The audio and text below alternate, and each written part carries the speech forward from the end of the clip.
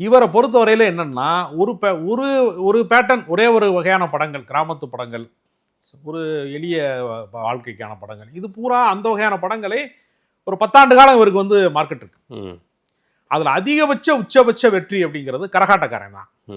கரகாட்டக்காரன் பல ஊர்களில் வந்து வருஷக்கணக்காக ஓடி இருக்கு. 88 அந்த படமா? ஆமா, 89 ம். வந்து பெரிய சூப்பர் டூப்பர் ஹிட் ஆயிருக்கு. நிறைய திரையரங்கங்கள்ல வருஷக்கணக்கா ஓடி இருக்கு. மதுரையில வந்து நடனா நாட்டியா நர்த்தனான்னு ஒரு தேட்டர் இருக்கு. 500 நாளை கடந்து 500 நாள் ஓடிச்சு. ஆமா, 1.5 வருஷத்தை கடந்து ஓடி 1.5 வருஷம் மக்கள் போய் பார்த்துனே இருந்தாங்க. ஆமா, இப்ப எல்லாம் 1.5 வாரம் கூட ஓடாது படம்லாம். 1.5 வருஷம் கடந்து அந்த தியேட்டர், அந்த அதுல வந்த வசூல்ல அந்த தியேட்டரே அவர் வாங்கிட்டாரு அப்படிங்கிற அளவுக்கு ஒரு புகழ் அவருக்கு பிற பரவுது. இப்படி போன ராமராஜனுடைய வெற்றி படங்களினுடைய வரிசை ஒரு மிகப்பெரிய சரிவை சந்திக்குது பின்னாடி.